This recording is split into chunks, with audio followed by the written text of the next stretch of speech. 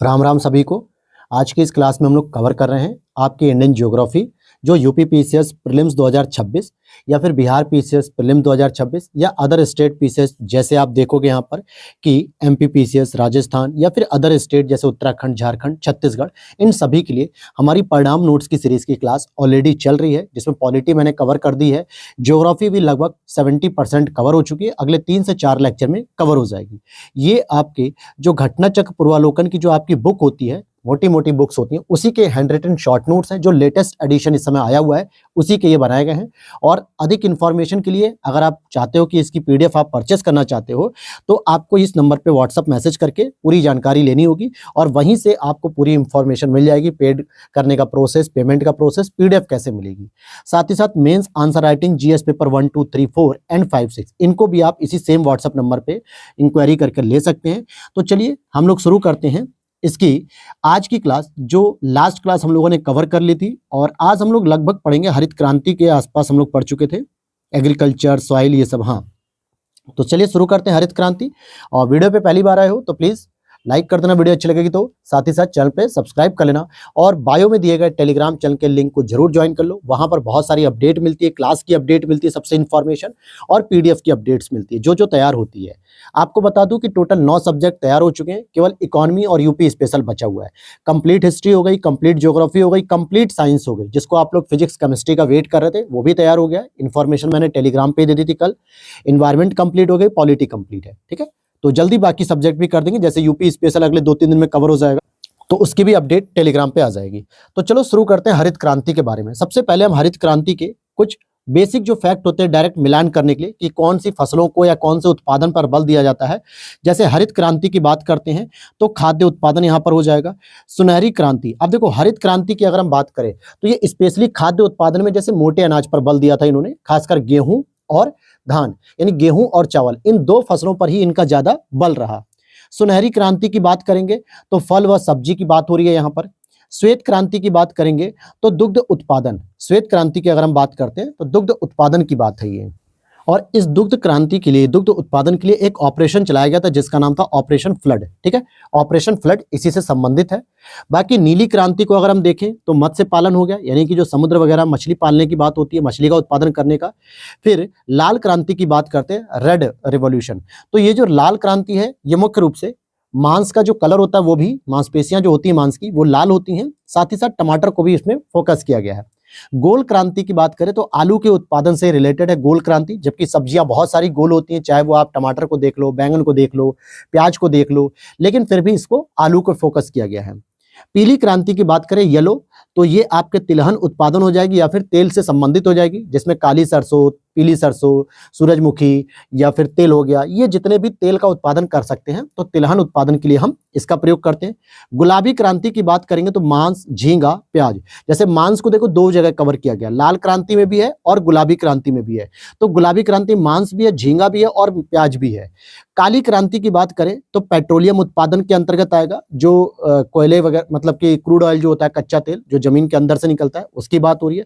और भूरी क्रांति, दिस इज इंपॉर्टेंट, भूरी क्रांति ये आपकी स्पेशली उर्वरक उत्पादन के लिए, जितना भी आप फर्टिलाइजर को जो आप प्रोडक्शन करते हैं उससे संबंधित है। हरित क्रांति किस पंचवर्षीय योजना में शुरू हुई थी, ये बहुत बार प्रश्न आता है और अक्सर बच्चे इसमें कंफ्यूज आते हैं कि तीसरी थी कि सर चौथी थी, क्योंकि तीसरी पंचवर्षीय योजना के बाद रोल आउट, मतलब कि अवकाश हो जाता है, योजना अवकाश, 3 साल तक कोई योजना चलती नहीं है, 66 से 69 तक। तो उस दौरान ये बहुत बच्चों में कंफ्यूजन होता है। देखो तीसरी जो पंचवर्षीय योजना थी ना, जो कि 1961 से 1966 तक चल रही थी, जो योजना आयोग के द्वारा 5 वर्ष की एक योजना बनाई जाती थी, उसी को कहा जाता है। और ये लगभग 7वां दशक था। क्यों? क्योंकि 1961 से 66 का जो वर्ष है वो 1970 पे जाकर चेंज होगा, तो ये 7वां दशक कहलाएगा। और इसका जो मेन फोकस था वो हरियाणा को लाभान्वित किया, पंजाब को लाभान्वित किया, और यूपी में भी अगर हम डिवाइड करेंगे तो पश्चिमी यूपी, जो आपके मेरठ, बिजनौर, सहारनपुर, बुलंदशहर, अलीगढ़, गाजियाबाद, ग्रेटर नोएडा, ये जो रीजन है ना, ये सबसे ज्यादा उस समय लाभान्वित हो पाया। हरित क्रांति में उच्च उत्पाद वैरायटी प्रोग्राम, उच्च उत्पादक बीजों का प्रयोग बढ़ाया गया। मतलब क्या, हरित क्रांति को कोई जल संरक्षण के लिए या भूमि संरक्षण के लिए या वन संरक्षण के लिए नहीं लाया गया था, बल्कि अधिक से अधिक खाद्यान्न सामग्री का उत्पादन करने के लिए। और 1960 1966 की बात है, तो उस समय जिस समय ना तो तकनीक का कोई विकास था, ना कोई अच्छी क्वालिटी की चीजें थी, तो केवल और केवल क्या किया गया, गेहूं और चावल के उत्पादन को बढ़ावा देने के लिए हाई क्वालिटी के जो बीज होते हैं ना, हाई प्रोडक्शन देने वाले बीज होते हैं, उनका प्रयोग किया गया। लेकिन वो जो हाई प्रोडक्शन करने वाले बीज थे, वो नेचुरल जो है कि आप जो फर्टिलाइजर यूज करते हो, गोबर की खाद वगैरह कुछ भी, इससे वो ज्यादा ग्रो नहीं कर पा रहे थे। इसीलिए वहां पे केमिकल का ज्यादा प्रयोग किया गया, रसायन का प्रयोग किया गया, कीटनाशकों का प्रयोग किया गया, साथ ही साथ उसमें जल का भी सबसे ज्यादा प्रयोग किया गया और जल का दोहन भी किया गया। ये बाद की बात है। आज के समय में हम देख रहे हैं कि प्रकृति को बचाने के लिए हम नए नए पैटर्न यूज कर रहे हैं, माइक्रो इरिगेशन पर बल दे रहे हैं, नेचुरल फर्टिलाइजर पर बल दे रहे हैं। लेकिन 1966-67 की बात अगर हम देखें, तो उस समय फोकस केवल ये था कि भारत की गरीब जनसंख्या के लिए, गरीब जनता के लिए भोजन का उत्पादन कैसे बेहतर किया जाए। इसीलिए इसमें हाई एल्डिंग सीड्स का प्रयोग किया गया। और हरित क्रांति में जो प्रयुक्त था पदार्थ, वो मुख्य रूप से मैक्सिकन गेहूं था। ये मैक्सिकन गेहूं किसने डेवलप किया था? नॉर्मन बोरलाग ने डेवलप किया था, जो विश्व के स्तर पे हरित क्रांति के जनक माने जाते हैं।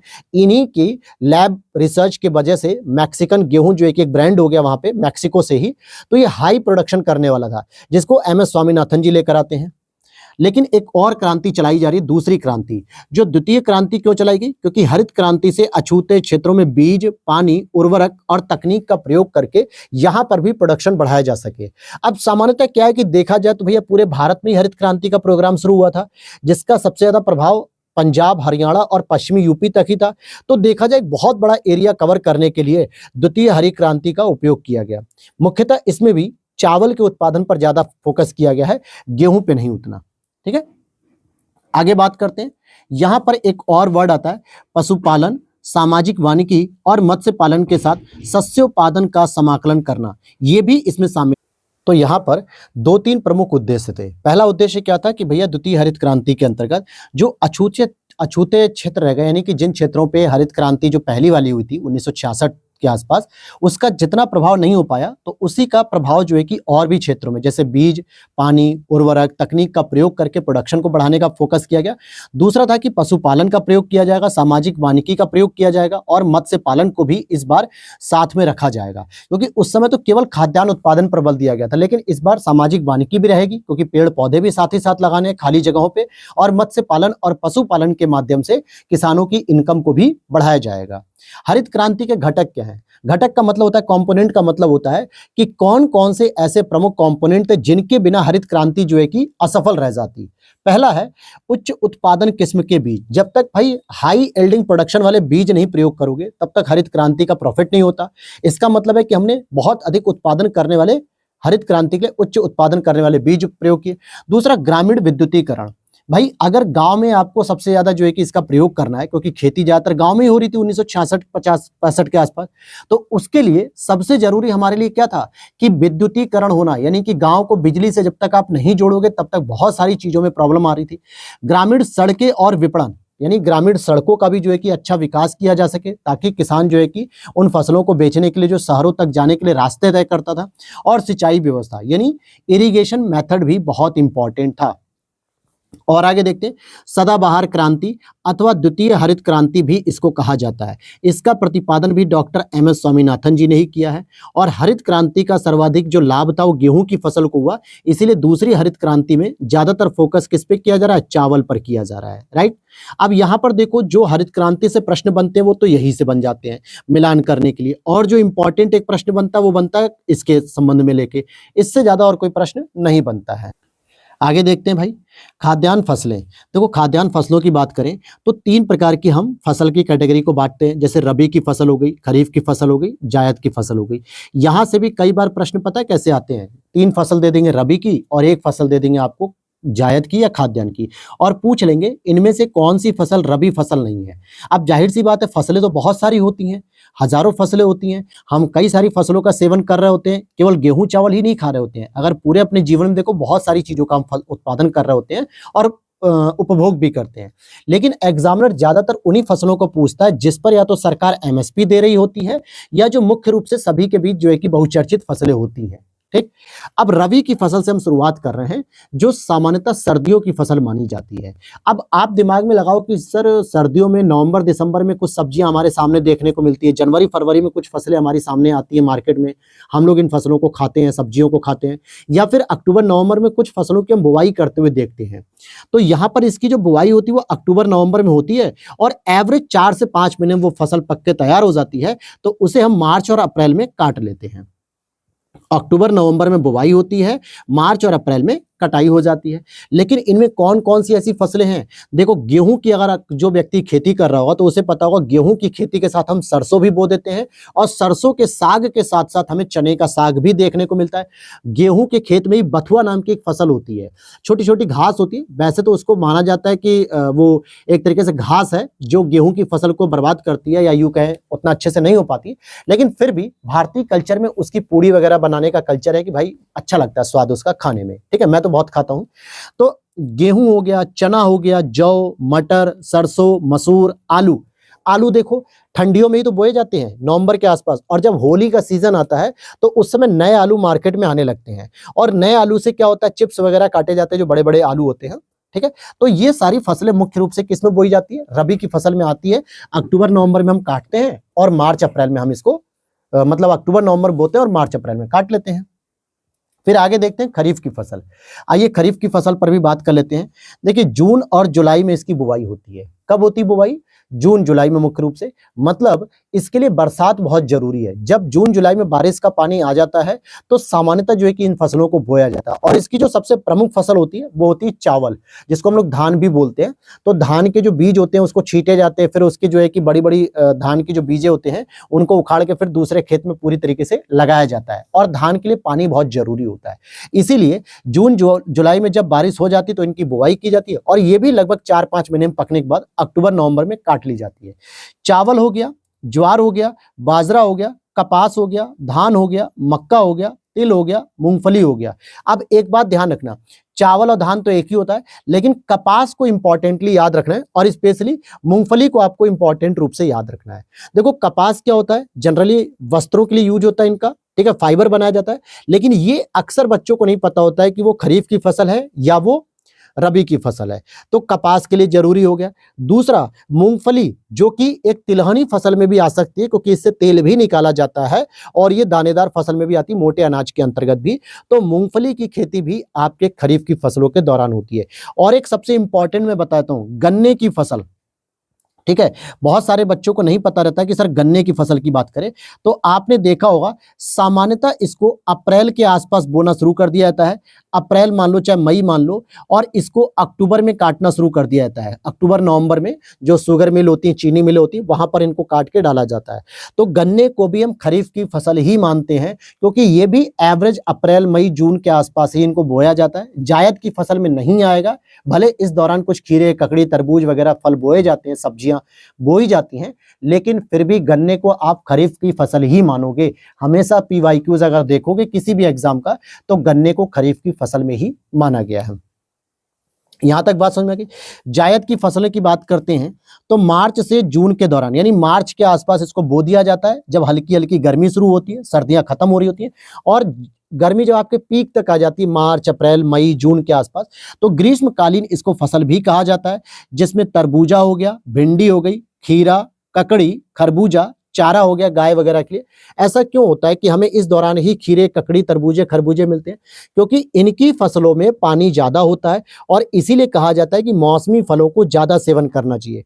गर्मी के दौरान आपकी बॉडी हमेशा हाइड्रेट नहीं रहती, डिहाइड्रेट हो जाती है।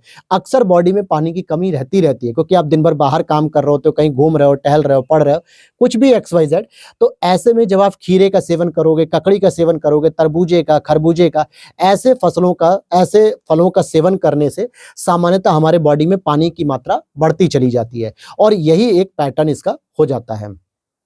ठीक है, तो तरबूज हो गया, भिंडी हो गया, खीरा हो गया, ककड़ी हो गया, खरबूजा हो गया, और चारा हो गया। गेहूं की खेती के लिए कुछ उपयुक्त दशाएं की अगर हम बात करें तो गेहूं की खेती भैया कब कब होती है? अभी तो आपने पढ़ा कि सर हमने रबी की फसल देख ली, यानी सर्दियों की बात है, लेकिन फिर भी उसमें कुछ अगर एग्जामिनर टेम्परेचर ओरिएंटेड पूछे, बरसात ओरिएंटेड पूछे, तो आपको डिटेल जानना पड़ेगा। जैसे टेम्परेचर सामान्यतः 10 डिग्री से लेकर 25 डिग्री तक ही हमें चाहिए होता है। अब धीरे धीरे अगर आप देखोगे कि जून, जुलाई, अगस्त, सितंबर, जब सूर्य भगवान का क्या होता है बताओ, दक्षिणायन होना शुरू हो जाता है। मतलब सितंबर के बाद वो सीधे सीधे मकर रेखा की ओर जाना शुरू करते हैं, कर्क विषुवत रेखा से नीचे उतर के। और इस समय भारत में क्या होता है, धीरे धीरे सर्दियों का प्रभाव बढ़ना शुरू हो जाता है।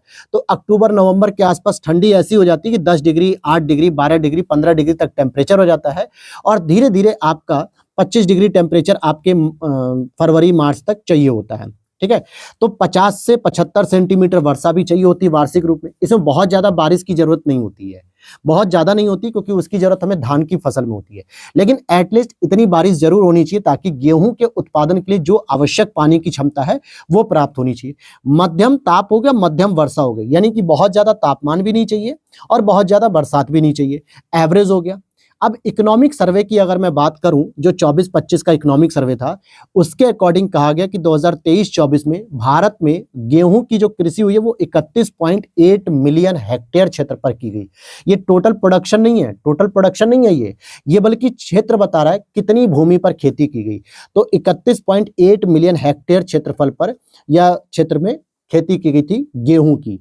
अब यहां से जो प्रश्न बनते हैं वो बनते हैं गेहूं की फसलों के बाद किस्मों के बारे में। कई बार ऐसी किस्म का नाम दे देगा जो आपको लगेगा ही नहीं कि गेहूं की है, कि चना की है, कि सरसों की है, कि धान की है।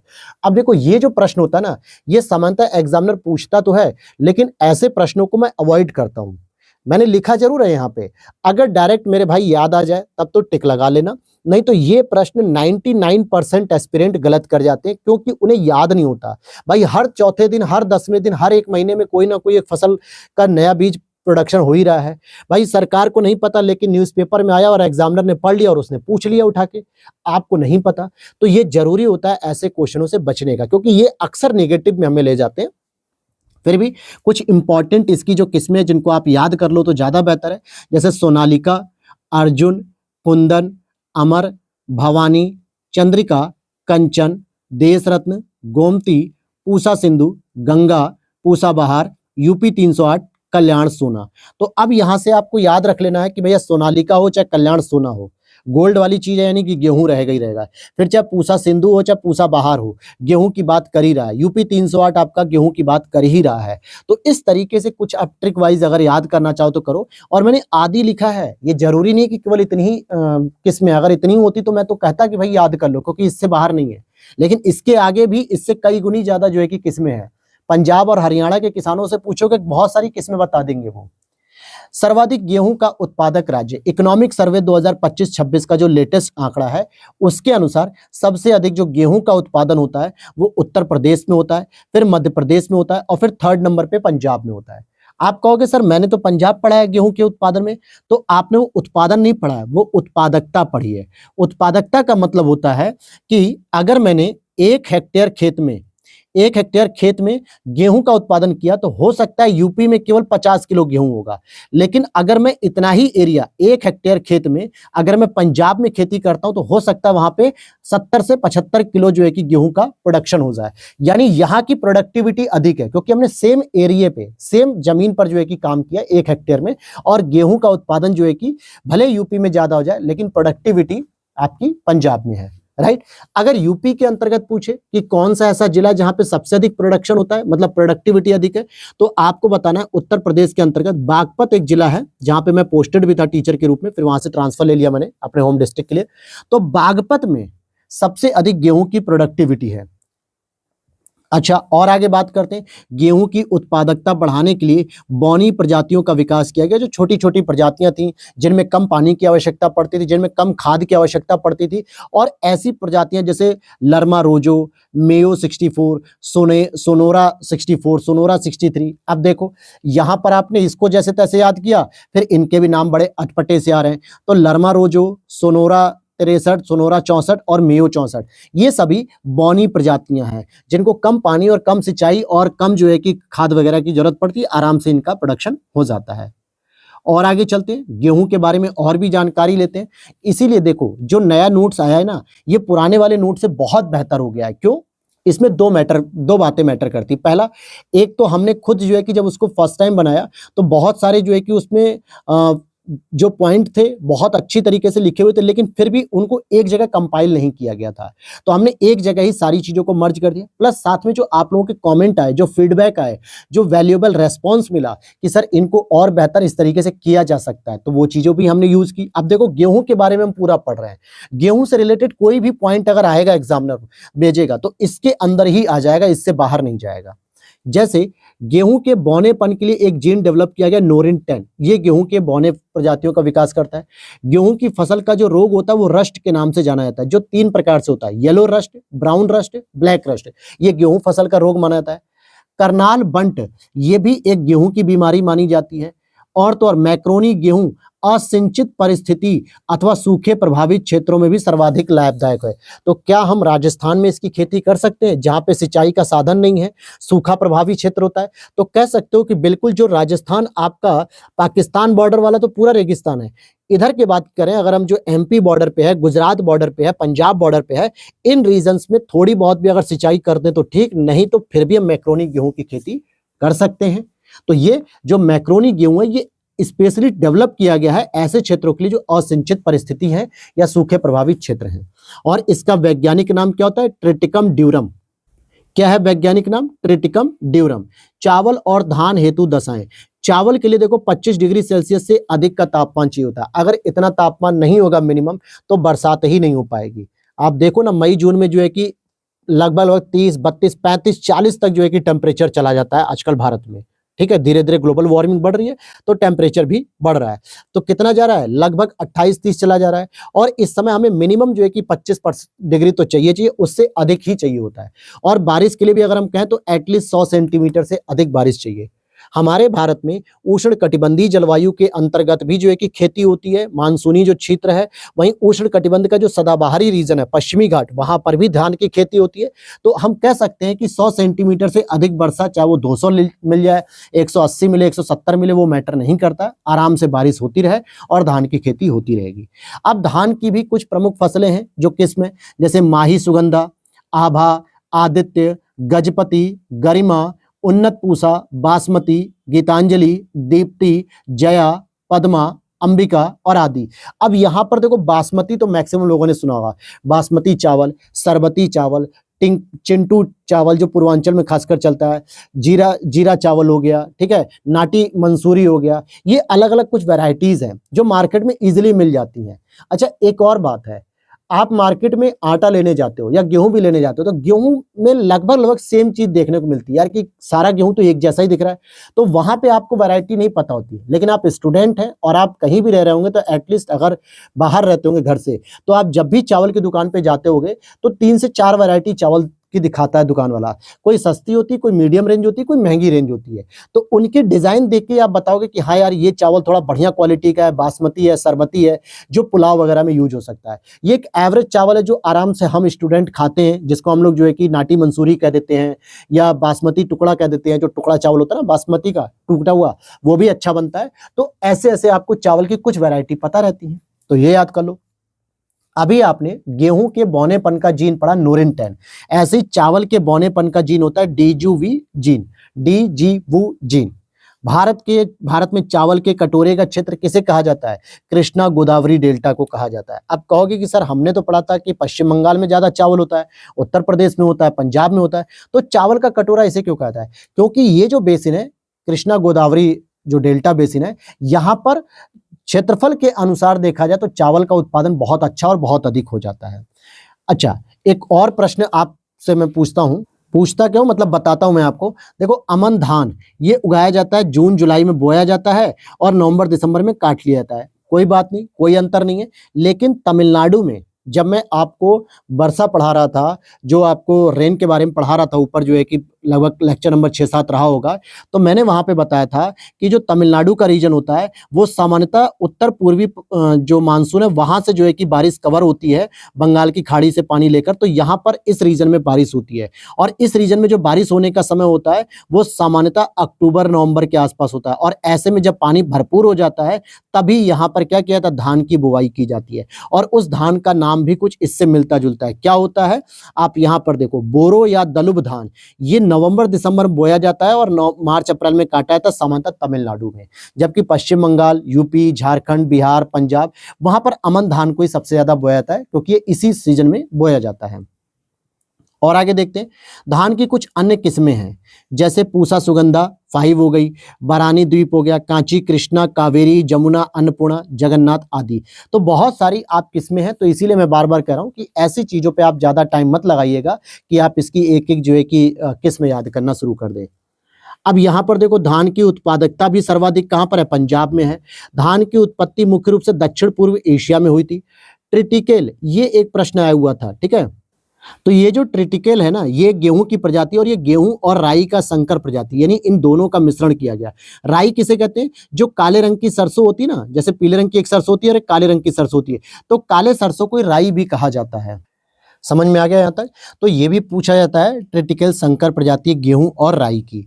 ब्यूटाक्लोर पदार्थ क्या है? एक शाकनाशी है, ठीक है? ब्यूटाक्लोर पदार्थ क्या है? एक शाकनाशी है।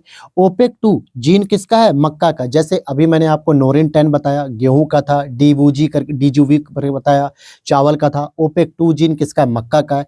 कुछ प्रमुख खरीफ फसलों की बात कर लेते हैं, जैसे ऑलरेडी हम ऊपर पढ़ चुके हैं, लेकिन यहाँ पे मूंग, जूट, रागी, सोयाबीन, तंबाकू, उड़द, अरहर, अरहर कोई तूर की दाल भी कहते हैं, अरहर की दाल भी कहते हैं। तो दलहनी फसलों में अगर आप मुख्य रूप से देखोगे तो आपको मूंग भी देखने को मिल रहा है, उड़द भी है और अरहर भी है। ये सभी की सभी क्या है? खरीफ फसलें। लेकिन दलहनी फसलों में एक सबसे इंपॉर्टेंट फसल आती है मसूर की, और ये जो मसूर होती है, ये आपकी रबी फसल होती है। मसूर की दाल रबी की फसल होती है। बासमती चावल की संकर प्रजाति है पूसा RS10। तो बासमती चावल की कोई संकर प्रजाति कौन सी बनी है? पूसा RS10 है। बासमती चावल की रुपाई के लिए बेहतर उत्पादकता जो बीज दर चाहिए, वो 15 से 20 किलोग्राम बीज चाहिए होता है प्रति हेक्टेयर के लिए। धान गहनता प्रणाली क्या होती है? ये भी समझ लो, धान गहनता, इसका विकास मेडागास्कर में हुआ था और धान के खेतों को बार बार क्लेदन एवं शुष्कन किया जाता, बार बार क्लेदन किया था और शुष्कन, क्लेदन मतलब उसमें नमी लाई जाती है, पानी डाला जाता है, सिंचाई डाली जाती है, फिर उसको सुखाया भी जाता है, जिससे बीज की आवश्यकता और खर्च में कमी लाई जाती है, बिजली और जल की खपत को कम किया था और मीथेन उत्सर्जन भी कम होता है। तो ये एक मेथड क्या लिखा आपने कि धान गहनता प्रणाली मुख्य रूप से मेडागास्कर से तो आई थी, लेकिन मुख्य रूप से इसमें खेतों को बार बार क्लेदन किया जाता है, यानी कि खोदा जाता है ताकि नमी जाए, और शुष्कन भी हो जाता है, और जिससे बीज की आवश्यकता भी कम पड़ती है, बिजली और जल की खपत भी कम हो जाती है और मीथेन का उत्सर्जन भी कम हो जाता है। तो ये अच्छी व्यवस्था है। चावल की फसल के लिए कुछ प्रमुख जैव उर्वरक, जैसे नील हरित शैवाल, इसको हम लोग कहते हैं ब्लू ग्रीन एल्गी, BGA, ठीक है? नील हरित शैवाल का भी प्रयोग होता है चावल की फसल के लिए। एजोस्पिरिलम, एजोस्पिरिलम जो है कि यह भी चावल की फसल के लिए एक जैव उर्वरक है। एजोला सबसे ज्यादा पूछा था और इसमें बच्चे कंफ्यूज रहते हैं, एजोला को गेहूं के साथ कनेक्ट कर देते हैं। नहीं मेरे भाई, एजोला आपका चावल के लिए है। और फॉस्फोबैक्टीरिया, फास्फोबैक्टीरिया ये भी चावल के लिए ही है। अब यहाँ पर संकर धान की खेती के अंतर्गत सर्वाधिक जो क्षेत्रफल है वो उत्तर प्रदेश में। संकर धान का मतलब क्या है? संकर प्रजाति जो होती है धान की, जहाँ पे 2 अलग अलग जो प्रजातियां होती है संकर की, इसकी क्रॉस ब्रीडिंग करा के जो है कि एक नई प्रजाति का विकास किया था लैब में चाहे नर्सरी में, ठीक है? और उसकी जो सबसे अधिक खेती होती है वो उत्तर प्रदेश में होती है। आर्थिक समीक्षा 2024-25 के अनुसार भारत में 47.8 मिलियन हेक्टेयर क्षेत्रफल पर जो है कि चावल की कृषि हुई है। चावल की कृषि के अंतर्गत सर्वाधिक क्षेत्र की बात करें, सर्वाधिक उत्पादन की बात नहीं हो रही। चावल का सर्वाधिक उत्पादन तो जो है कि बीच में अभी तेलंगाना आ गया था, लेकिन होता पश्चिम बंगाल ही है। लेकिन अगर बात करें कि सर्वाधिक एरिया किस पे फोकस किया जा रहा है, तो भैया उत्तर प्रदेश में लगभग 5.9 मिलियन हेक्टेयर, यानी कि लगभग 6 मिलियन हेक्टेयर तक उत्तर प्रदेश में चावल की खेती होती है इस क्षेत्रफल पे। दूसरा आता है पश्चिम बंगाल जिसमें 5.07 मिलियन हेक्टेयर की खेती होती है, और तीसरा तेलंगाना आता है 4.66 मिलियन हेक्टेयर। लेकिन 2023-24 में क्या हुआ, अचानक से तेलंगाना जो है कि हाइप कर गया और यहाँ पे सबसे अधिक प्रोडक्शन हुआ पूरे भारत का चावल का। और इसीलिए जब इसके करंट अफेयर्स के टॉपिक को हम लोग पढ़ रहे थे 2025 के प्रीलिम्स के दौरान, तो बहुत सारे बच्चों की क्वेरीज आ रही थी, क्या ये सच में है कि पश्चिम बंगाल को पीछे करते हुए तेलंगाना हो गया? क्योंकि यार हम लोग पिछले 5 से 7 सालों में से रट रहे, तेलंगाना तो था नहीं, पश्चिम बंगाल ही रटते थे, और दूसरे नंबर पे यूपी होता था चावल में, लेकिन तेलंगाना बीच में आ गया। तो तेलंगाना जो है कि पहले नंबर पे आ गया। अच्छा, हमारे उत्तर प्रदेश का दूसरा स्थान बरकरार ही था। दूसरा उत्तर प्रदेश हो गया, 15.99 मिलियन टन का उत्पादन हुआ, और थर्ड नंबर पे पश्चिम बंगाल हुआ। भारत के कुछ पूर्वी राज्य जैसे कि पश्चिम बंगाल, असम, ओडिशा, पूर्वी यूपी, बिहार में एक वर्ष में चावल की 3 फसलें पैदा की जाती हैं। कितनी? 3 फसलें भी पैदा हो जाती हैं। अब आ जाते हैं श्री अन्न यानी मिलेट्स, जिसको मोटा अनाज भी कहते हैं। पौष्टिकता से भरपूर होता है, सबसे इंपॉर्टेंट। सूखा सहिष्णु होता है, यानी कि कम बारिश में भी अपना जो है कि उत्पादन करेगा, जो भारत के अधिकांश शुष्क और अर्ध शुष्क क्षेत्रों में उगाए जाते हैं। इन्हीं को मोटा अनाज भी कहते हैं। और आप देखोगे मोटे अनाज का ज्यादातर उत्पादन महाराष्ट्र के विदर्भ क्षेत्र में होता है, गुजरात के सूखे वाले क्षेत्र में भी होता है, राजस्थान के सूखा क्षेत्र में होता है, एमपी के सूखा क्षेत्र में होता है, फिर यूपी में भी होता है। लेकिन सबसे यूपी में भी स्पेशली बुंदेलखंड और बघेलखंड के क्षेत्र में ज्यादातर इसका उत्पादन होता है। तो जो श्री अन्न है, जो मिलेट्स होते हैं, मोटे अनाज जो कि पौष्टिकता से भरपूर होते हैं, सारे मिनरल्स वगैरह सब कुछ इसमें होता है, लेकिन ये हमारी डेली रूटीन की लाइफ में है नहीं, इसीलिए जो है कि हम इसका सेवन बहुत कम करते हैं, लेकिन भोजन में इसका सेवन जरूर होना चाहिए। पौष्टिकता से भरपूर है, सूखा सहिष्णु फसल है, और जो भारत के अधिकांश शुष्क और अर्धशुष्क क्षेत्रों में उगाए जाते हैं। श्री अन्न को हम मोटा अनाज, कदन्न, सुपर फूड, सर्वोत्तम खाद्यान्न के नाम से भी जानते हैं। सुपर फूड क्यों? क्योंकि इसमें लगभग जितने भी एसेंशियल रिक्वायरमेंट होती है ना हमारे प्रोटीन की, मिनरल की, वो सब कुछ इसमें पूरी हो जाती है। और ये प्रोटीन, कार्बोहाइड्रेट, खनिज तत्व, विटामिन के प्रमुख तत्व होते हैं। क्या लिखा? ये प्रोटीन, कार्बोहाइड्रेट, खनिज तत्व और विटामिन के प्रमुख तत्व होते हैं। तो सोचो, इसमें प्रोटीन भी मिल रहा है, कार्बोहाइड्रेट भी मिल रहा है, खनिज तत्व भी मिल रहे हैं, और विटामिन भी मिल रहे हैं। भारत सरकार के द्वारा श्री अन्न के लिए 3 एक्सीलेंस सेंटर को एस्टैब्लिश किया गया है, यानी 3 ऐसे क्षेत्रों को जो है कि विकसित किया गया है, जहां पर मोटे अनाज पे रिसर्च होगी, सारी चीजें जो है कि देखी जाएगी वहां पे। जैसे कौन से हैं वो 3 एक्सीलेंस सेंटर? तो बाजरा के उत्पादन को बढ़ावा देने के लिए चौधरी चरण सिंह हरियाणा कृषि विश्वविद्यालय में इसका ओपन किया गया। वैसे देखो, चौधरी चरण सिंह यूनिवर्सिटी जो है वो मेरठ में है, लेकिन वो कृषि विश्वविद्यालय नहीं है, वो रेगुलर जो है कि यूनिवर्सिटी जैसे सारी डिग्रियां देती हैं, सारे कोर्स कराते हैं, वैसे ही है। ठीक है, तो चौधरी चरण सिंह का नाम देखते कहीं मेरठ मत लगा देना। बाजरा के लिए स्पेशली जो चौधरी चरण सिंह कृषि विश्वविद्यालय हरियाणा में, उसको फोकस किया गया है एक्सीलेंस सेंटर के रूप में।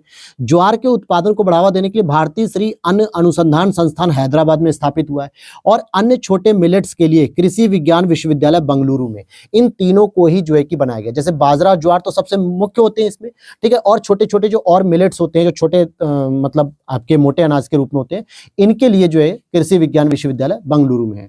कौन कौन से होते हैं प्रमुख श्री अन्न? जैसे बाजरा हो गया, रागी हो गया, ज्वार हो गया, सांवा हो गया, कंगनी, कोदो, चीना, कुटकी, ये सभी प्रमुख अन्न होते हैं। तो बाजरा, रागी, ज्वार, सांवा, कदनी, मतलब कंगनी कह दो, कोदो, चीना, कुटकी, ये सभी कुछ मोटे अनाज हैं। कंगनी, सावा, कोदो, चीना, कुटकी को स्मॉल मिलेट्स कहा जाता है। तो यहाँ पे क्या अलग किया गया? बाजरा अलग कर दिया, ज्वार अलग कर दिया, रागी अलग कर दिया। देखो, बाजरा और ज्वार के लिए तो एक्सीलेंस सेंटर है, लेकिन रागी भी एक बहुत ही प्रमुख मोटा अनाज है। इन तीनों को अलग करने के बाद सांवा, कंगनी, कोदो, चीना, कुटकी, ये सभी छोटे छोटे जो है कि मिलेट्स कहलाते हैं, यानी स्मॉल मिलेट्स कहलाते हैं।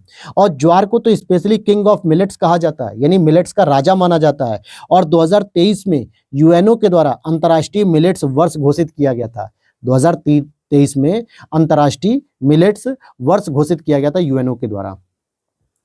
और देख लेते हैं, श्री अन्न के अंतर्गत जो फसल का उत्पादन होता है वो 2023-24 में सबसे अधिक हुआ राजस्थान में, फिर उत्तर प्रदेश में, फिर कर्नाटक में। और मैंने अभी बताया कि भारत के अधिकांश शुष्क और अर्धशुष्क क्षेत्रों में होता है, इसलिए राजस्थान हो गया, एमपी हो गया, गुजरात हो गया, महाराष्ट्र का क्षेत्र हो गया, यूपी का क्षेत्र भी हो गया। तो सेकंड नंबर पे उत्तर प्रदेश आता है श्री अन्न के अंतर्गत जो फसल क्षेत्रफल है, जहां पे उत्पादन हो रहा है।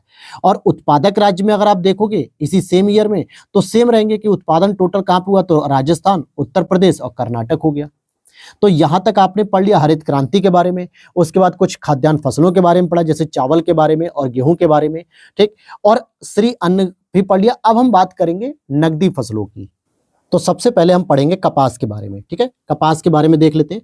कपास के लिए कई बार प्रश्न बनता है। तो कपास पहली चीज कि भैया कौन सी फसल है, तो खरीफ की फसल है। कौन से क्षेत्र में होती है, तो उपोष्ण जलवायु क्षेत्र हमने कह दिया। उष्ण कटिबंध का भी रीजन होता है और थोड़ा सा उपोष्ण भी आप इसमें इंक्लूड कर सकते हो। तो यहाँ पर खरीफ की फसल हो गई और उपोष्ण जलवायु का क्षेत्र हो गया। इसके लिए सबसे जो इंपॉर्टेंट होता है 210 दिन पाला रहित। अब यहाँ पे पाला रहित का मतलब क्या है? पाला रहित का मतलब हो गया कि कोई भी सर्दियों के मौसम में ऐसा ना हो कि बहुत पाला या कोहरा पड़े और उसकी फसल खराब हो जाए, ठीक है। तो ऐसा नहीं होना चाहिए। तो लगभग अब 200 की जगह 10 की जगह 210 आ जाए, 208 आ जाए, 215 आ जाए, 200 आ जाए, कोई दिक्कत नहीं, 2-4 दिन आगे पीछे चल जाएगा। 50 से 100 सेंटीमीटर की केवल वर्षा चाहिए, बहुत ज्यादा बारिश भी इसके लिए नहीं चाहिए, हल्की वर्षा चाहिए। और सुअपवाहित मृदा जिसमें नमी धारण क्षमता अधिक हो। ऐसा न हो कि पानी जो है कि पेड़ों की जड़ों के पास ही इकट्ठा हो जाए और जड़ उसकी कमजोर होने लगे। नहीं, सुअपवाहित मृदा होनी चाहिए, यानी कि अगर पानी आता भी है तो उसकी धारण क्षमता अच्छी होनी चाहिए, साथ ही साथ जो है कि सुअपवाहित भी होनी चाहिए। उत्तर पश्चिमी और पश्चिमी भारत में उत्पादन इसका अत्यधिक होता है। उत्तर पश्चिमी कौन से रीजन आएंगे? थोड़ा सा राजस्थान आ जाएगा, एमपी आएगा, गुजरात है, महाराष्ट्र है, और पश्चिमी भारत में तो आपका कर्नाटक, गोवा, केरल, ये सारे के सारे आ जाएंगे, ठीक है। तो उत्तर पश्चिमी वाला रीजन और पश्चिमी रीजन, यहीं पर उत्पादन अत्यधिक होता है। और 25 से 35 डिग्री का इसके लिए तापमान कैसा चाहिए? हाई तापमान चाहिए। हाई तापमान रहेगा लेकिन यहाँ पे बारिश कम होनी चाहिए। साथ ही साथ हाई तापमान के साथ जो है कि धूप बहुत खिली खिली होनी चाहिए, चमकदार होनी चाहिए, जिससे रेसे जो होते हैं बहुत चमकते हुए दिखते हैं और अच्छा जो है कि उससे प्रोडक्शन भी होता है, ठीक है। अब आगे बात करते हैं कि इकोनॉमिक सर्वे 2024-25 के अकॉर्डिंग कपास उत्पादक राज्य शीर्षवार कौन कौन से? तो जो 24-25 में अगर आप देखोगे तो गुजरात में सबसे अधिक उत्पादन हुआ, फिर महाराष्ट्र में और फिर तेलंगाना में। देखो तीसरे पोजीशन पे लेके अक्सर लड़ाई होती, कभी तेलंगाना कभी कर्नाटक आगे पीछे हो जाते हैं, लेकिन पहला और दूसरा जो है कि स्टेट जो रैंकिंग है वो लगभग सेम रहती है। गुजरात में ही सबसे अधिक जो है कि कपास का उत्पादन होता है और महाराष्ट्र में दूसरे नंबर पे। कपास को एक अन्य नाम से जानते हैं जिसको हम सफेद सोना या व्हाइट गोल्ड भी कहते हैं। कपास के रेशे बीज से प्राप्त होते हैं। कपास में जो बीज होते हैं ना, उससे इनके रेशे प्राप्त होते हैं। कपास भारत का देशज पौधा है। क्यों? क्योंकि इसकी जानकारी हमें ऋग्वेद और मनुस्मृति जैसे लेखों में मिलती है। साथ ही साथ हमने हड़प्पा वासियों में भी पढ़ा है कि उनको कपास की जानकारी थी। सबसे अधिक जो सूती मिले हैं कॉटन फैक्ट्री, वो महाराष्ट्र में। भले कॉटन का उत्पादन जो है कि मतलब कपास का उत्पादन गुजरात में हो रहा है, नो डाउट, लेकिन सबसे अधिक जो मैन्युफैक्चरिंग करने के लिए जो कॉटन फैक्ट्रियां हैं, मिल हैं, वो आपको महाराष्ट्र में देखने को मिलेंगी। गन्ना के लिए, अब हम गन्ने की बात करें, सबसे अधिक इंपॉर्टेंट दशाएं क्या है कि उष्ण कटिबंधीय पौधा है। दूसरा, ग्रैमिनी कुल का ये पौधा माना जाता है, जिसके लिए 21 से 27 डिग्री सेल्सियस लगभग तापमान चाहिए और 75 से 100 सेंटीमीटर के आसपास वर्षा चाहिए। भाई यही 4 में से स्टेटमेंट आपको मिलेगा गन्ने का। और एक आध स्टेटमेंट हो जाएगा कि भैया गन्ने की खेती सबसे अधिक कहाँ होती है, तो वो भी सारे हम पॉइंट आगे कवर कर रहे हैं। जैसे गन्ने को एक और वर्ड बोला था, लीस्ट वाटर एफिशिएंसी, कि भैया अगर इसको जितनी पानी की आवश्यकता अगर इसको नहीं मिला ना, तो ये गन्ना खत्म हो जाएगा, खराब हो जाएगा। अर्थात गन्ना उगाने के लिए सर्वाधिक जल की आवश्यकता होती है। अब ये लीस्ट वाले वर्ड से आपको लगता है कि न्यूनतम, नहीं, गन्ने को सबसे अधिक पानी की आवश्यकता होती है और इसी वजह से भी ये खरीफ की फसल मानी जाती है। गन्ने की खेती में प्रयोग में सर्वाधिक भूमि कहाँ की? तो सबसे अधिक गन्ने की खेती उत्तर प्रदेश में होती है 2.79 मिलियन हेक्टेयर में, और दूसरे नंबर पे कहीं महाराष्ट्र आता है 1.36 मिलियन हेक्टेयर। और एक और आंकड़ा है कि भाई उत्तर प्रदेश में सबसे अधिक गन्ने की खेती भी हो रही है और उत्तर प्रदेश में सबसे अधिक चीनी का उत्पादन भी हो रहा है। इकोनॉमिक सर्वे 2024-25 के अनुसार गन्ना उत्पादक राज्य, सबसे अधिक गन्ने का उत्पादन उत्तर प्रदेश में हो रहा है, फिर महाराष्ट्र में होता है और फिर कर्नाटक में होता है। तो देखो जरा आंकड़े देखो, 215 मिलियन टन, 112 मिलियन टन, सीधे सीधे 100 मिलियन टन का अंतर आ रहा महाराष्ट्र और उत्तर प्रदेश में। तो महाराष्ट्र कभी भी उत्तर प्रदेश को नहीं कैच आउट कर सकता। गन्ना उत्पादन प्रक्रम में जो सीरा निकलता है, ब्लैक कलर का बहुत तार होता है, मतलब कि बहुत ही लसलसा पदार्थ होता है, ये एक बाई प्रोडक्ट होता है और इसका प्रयोग अल्कोहल यानी शराब बनाने के लिए भी किया जाता है। ठीक है, तो शीरे का प्रयोग किसमें होता है? अल्कोहल बनाने में होता है, ये बाई प्रोडक्ट होता है इसका। गन्ना पकने की अवधि में अगर पाला गिरने से शर्करा की मात्रा घटती है, अर्थात गन्ने की जो पकने की अवधि होती है वो सामान्यतः सितंबर अक्टूबर का समय होता है। जैसे गन्ने को हमने अप्रैल मई में बो दिया, धीरे धीरे गन्ना जो है कि बड़ा होता जा रहा है, मई जून जुलाई अगस्त वगैरह खूब बड़ा होता गया। सितंबर अक्टूबर या नवंबर, मान लो अक्टूबर नवंबर या सितंबर अक्टूबर, ऐसे समय में जो है कि धीरे धीरे गन्ने की मिठास बढ़नी शुरू होती है। पहले तो गन्ने की हाइट और मोटाई, ये दोनों बढ़ता है। जैसे जैसे गन्ना बड़ा होता है मोटा होता जाता है, लेकिन फिर उसके बाद सितंबर अक्टूबर के आसपास इसमें मिठास भरती है। और अगर इस पे पाला गिर गया, यानी कि ओस गिरने लगी, पाला गिरा, कोहरा पड़ने लगा, तो ऐसे में गन्ने के अंदर पानी की मात्रा ज्यादा हो जाएगी और जिसकी वजह से गन्ना मीठा नहीं होगा। और जब मीठा नहीं होगा तो उससे चीनी का उत्पादन भी घट जाएगा। इसीलिए गन्ने की मिठास को बनाए रखने के लिए पाला गिरने की समस्या को कम करना होगा, पाला नहीं गिरना चाहिए। धारणीय गन्ना उपक्रमण पद्धति क्या होती है, इसका क्या महत्व होता है? तो पहली चीज, बीज लागत में कमी लाई जाए, ड्रिप सिंचाई की प्रभावकारी प्रयोग किया जाए, अंतरा सस्यन की ज्यादा गुंजाइश रखी जाए और इसे इक्री सेट व WWF के द्वारा संयुक्त रूप से प्रारंभ किया गया। भारत में 2009 से इसे लागू किया गया, धारणीय गन्ना उपक्रमण। शक्कर नगर जो प्रमुख चीनी उत्पादक केंद्र है, जो अब तेलंगाना में आता है, शक्कर नगर। चीनी का कटोरा हम उत्तर प्रदेश को कहते हैं। भारत की प्रथम चीनी मिल 1903 में प्रतापपुर देवरिया उत्तर प्रदेश में स्थापित हुई। कहां पर? प्रतापपुर देवरिया उत्तर प्रदेश में स्थापित हुई। निम्न कारणों की वजह से दक्षिण भारत में चीनी उद्योग स्थानांतरित हो रहा है। जैसे उत्तर भारत में मुख्य रूप से उत्तर प्रदेश में चीनी का प्रोडक्शन होता है, चीनी जो है कि मिलें चलती हैं, लेकिन कुछ ऐसे कारण हैं जिनकी वजह से अब चीनी का उत्पादन दक्षिण भारत में ज्यादा हो रहा है और जिसमें कि महाराष्ट्र जो है कि टॉप पर चल रहा है एक तरीके से। तो भैया इसकी बात अगर हम करें, अगर देखो गन्ने का प्रति एकड़ उच्च उत्पादन हो रहा है, यानी एक ही एकड़ में गन्ने का उत्पादन जहां महाराष्ट्र में ज्यादा हो रहा है, यूपी में कम हो रहा है। भले टोटल उत्पादन जो है कि यूपी में ज्यादा हो रहा है, ठीक है, टोटल उत्पादन अगर आप देखोगे तो लगभग 215 मिलियन टन हो रहा है, लेकिन एक हेक्टेयर में जो प्रोडक्टिविटी आ रही है वो दक्षिण भारत में ज्यादा हो रही है। तो देखा आपने यहाँ पर कि गन्ने का प्रति एकड़ उच्च उत्पादन तो हो रहा है साउथ इंडिया में, गन्ने में शर्करा भी अधिक होने लगी। अब ये क्यों हो रही है भैया, मिठास क्यों हो रही है? क्योंकि अगर मैं आपको यहाँ पढ़ा रहा था, गन्ने पकने की अवधि में पाला गिरने से शर्करा की मात्रा घटती है। उत्तर भारत में ज्यादातर हिमालय का प्रभाव होता है, मौसम ठंडा ज्यादा रहता है, ठीक है, और 0 डिग्री यानी कि कर्क रेखा विषुवत रेखा से काफी दूर है उत्तर का एरिया, इसलिए यहाँ पर पाला गिरने की संभावना ज्यादा होती है उत्तर भारत में, स्पेशली उत्तर प्रदेश, बिहार, पंजाब, इन सब में, और जिसकी वजह से यहाँ पे शर्करा की मात्रा घटती है। लेकिन दक्षिण भारत में एज वेल एज आप देखोगे कि एक जैसा ही मौसम रहता है, हमेशा 20-25 डिग्री सेल्सियस तापमान रहता ही रहता है, ठीक है, चाहे वो कोस्टल रीजन हो चाहे पूरा दक्षिण भारत हो, इसलिए वहां पे पाला नहीं गिरता तो शर्करा भी अधिक होती है और पेराई का अधिक लंबा समय चलता है, औसतन 7 से 8 महीने। उत्तर भारत में अगर आप देखोगे तो लगभग जो है कि नवंबर से अगर चीनी मिल में गन्ना पेरना शुरू हो गया, मतलब पेराई का मतलब जहां पे गन्ने का जूस निकाला जाता है, तो मैक्सिमम ये अप्रैल जाते जाते जो है कि बंद हो जाती है चीनी मिलें अक्सर, ठीक है, और नवंबर से अप्रैल में टोटल 6 महीने तक मैक्सिमम जो है कि चीनी मिल चली। लेकिन साउथ इंडिया में क्या होता है, अक्टूबर से ही पेराई का सत्र शुरू हो जाता है और लगभग मई तक जाता है। तो यहाँ पर जरा देख लो, 5 महीने इधर और 3 महीने इधर, लगभग 7 से 8 महीने आराम से। तो भैया किसानों को जो है कि ज्यादा बेनिफिट होता है, जो गन्ने की खेती कर रहा है वो तो चाहेगा ना कि अधिक से अधिक मेरा गन्ने का उत्पादन हो और अधिक से अधिक मैं चीनी मिल में डालते रहूं और वहां से मुझे पैसा मिलेगा।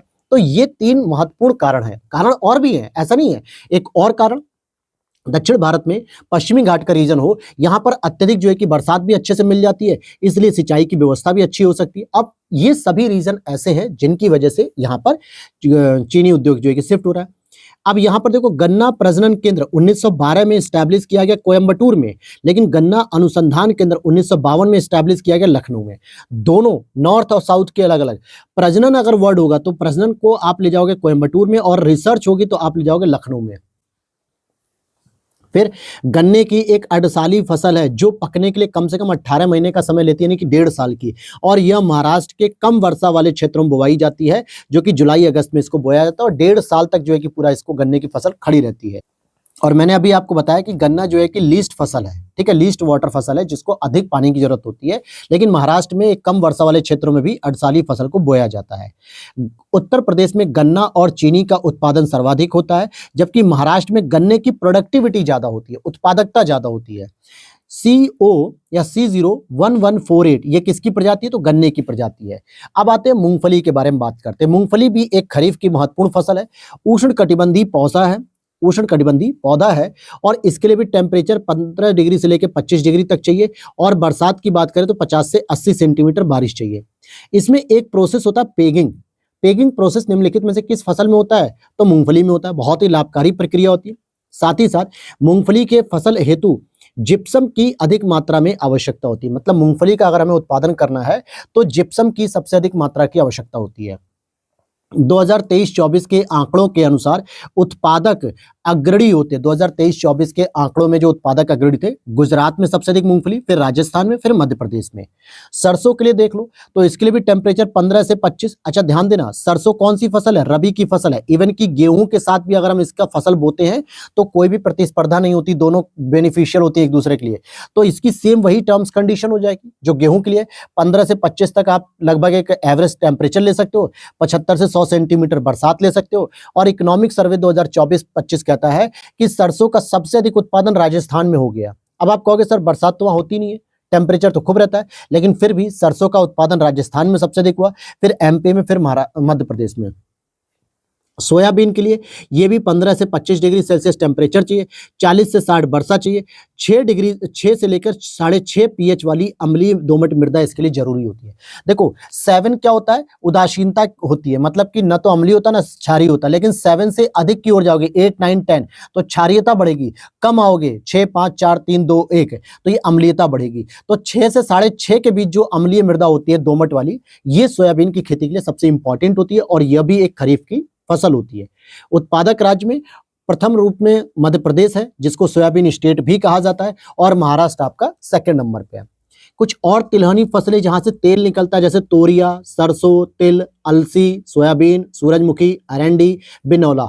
बिनौला और सोयाबीन का नाम याद रखना। सोयाबीन ज्यादातर लोगों को प्रोटीन के मामले में पता होता है, क्योंकि सबसे अधिक प्रोटीन 42% के आसपास सोयाबीन में होता है, परंतु सोयाबीन तिलहनी फसल है जिसमें तेल भी निकलता है। तिलहन उत्पादक जो राज्य हैं, सबसे अधिक जो तिलहन का उत्पादन करते हैं, अगर आप उसको देखोगे तो राजस्थान हो जाएगा, एमपी हो जाएगा, गुजरात हो जाएगा।